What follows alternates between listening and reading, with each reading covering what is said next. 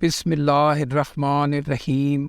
अस्सलाम वालेकुम नाजरीन, मैं हूँ Afzal Ansari, member Lahore tax bar association. आइए चलते हैं आज की गाइडलाइन की तरफ। जी, आज का हमारा टॉपिक है कैपिटल गेन एग्जेम्पशंस।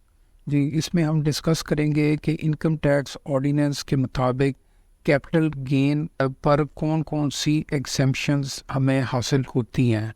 तो आइए शुरू करते हैं। इसमें सेक्शन 79 है नॉन रिकग्निशन रूल्स। उसमें यह है कि नो गेन और loss shall be taken to arise on the disposal of an asset, यानी कोई भी एसेट पर कोई गेन या लॉस नहीं होगा मंदरजा झैल सूरतों में। उसका सब क्लाज है ए, between spouses under an agreement to live apart, यानी मियाँ बीवी के दरमियान कोई एग्रीमेंट अलहदा रहने का होता है तो उसमें जो एसेट्स वगैरह डिस्पोज ऑफ होते हैं। जी, इससे अलावा on the death of a person, यानी डेथ में जो ट्रांसमिशन ऑफ एसेट्स होते हैं उस पर भी ये एप्लीकेबल नहीं होगा। उसके बाद हम देखते हैं gift to the asset to a relative as defined in section 85 subsection 5। तो इस गिफ्ट पर भी ये एप्लीकेबल नहीं होगा। जी, इससे अलावा कोई कंपलसरी एक्विजिशन है by the order of court, तो उस पर भी ये एप्लीकेबल नहीं होगा कैपिटल गेन।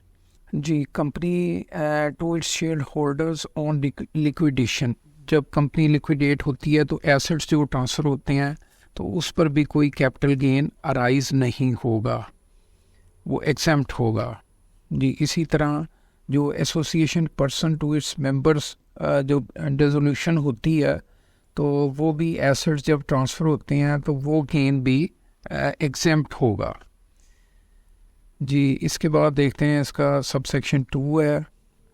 उसके मुताबिक अगर किसी ऐसे पर्सन को कोई एसेट दिया जा रहा है जो नॉन रेजिडेंट है तो जो DEF है यानी कंपलसरी और कंपनी डिसोल्यूशन और फर्म डिसोल्यूशन, तो उस सूरत में ये एप्लीकेबल नहीं होगा, यानी कैपिटल गेन उसके ऊपर एप्लीकेबल हो जाएगा।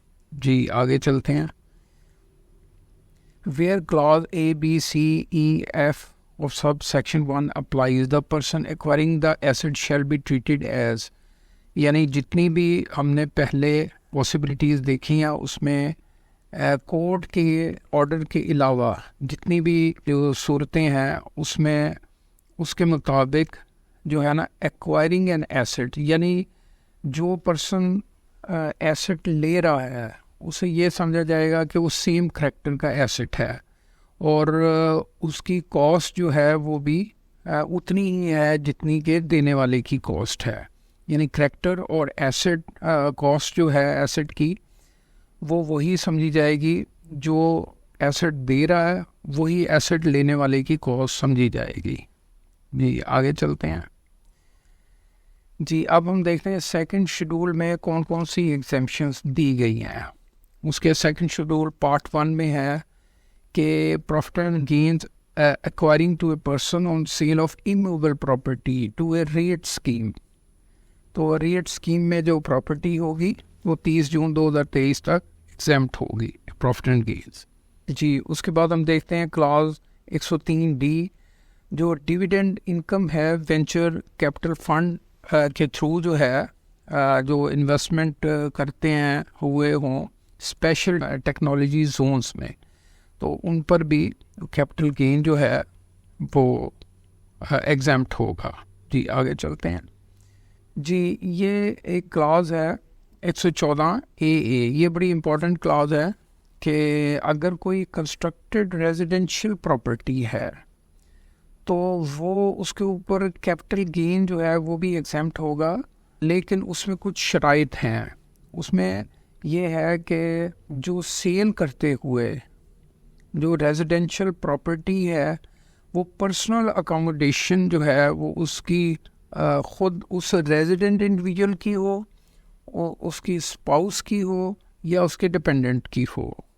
इससे अलावा हम देखते हैं कि यूटिलिटी बिल जो है वो उस इंडिविजुअल के नाम हो, जिसकी वो प्रॉपर्टी है, और जो लैंड एरिया है वो 500 स्क्वायर यार्ड या फ्लैट की सूरत में 4000 स्क्वायर फीट से ज़्यादा ना हो।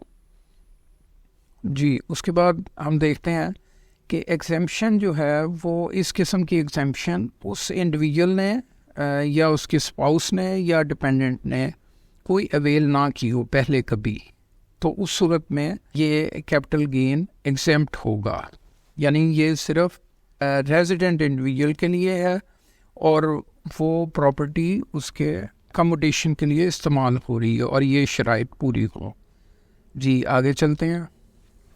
जी, क्लॉज 114B है कि इसी तरह को प्रॉफिट एंड गेन्स जो है वो जो किसी को मिलते हैं वो भी एग्जाम्प्ट होंगे, प्रोवाइडेड के जो शहीद हैं वो शहीद हैं या ऐसे पर्सन जो सर्विस के दौरान फौत हो जाते हैं, तो उन्हें जो गवर्नमेंट की तरफ से कोई प्रॉपर्टी अलॉट होती है तो उनके डिपेंडेंट्स जब वो बेचते हैं तो उस पर भी कोई कैपिटल गेन नहीं होगा, वो एग्जेम्प्ट होगा।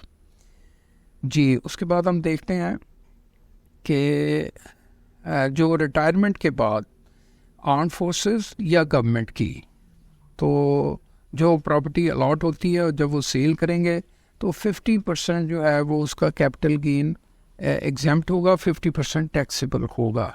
जी, उसमें हम देखते हैं कि अगर 3 साल के बाद वो प्रॉपर्टी बेची जाएगी तो वो 75% जो है वो एग्जेम्प्ट हो जाएगा और 25% टैक्सेबल होगा।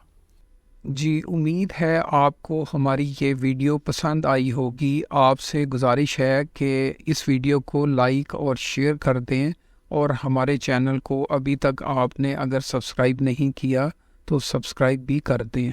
आपका बहुत शुक्रिया।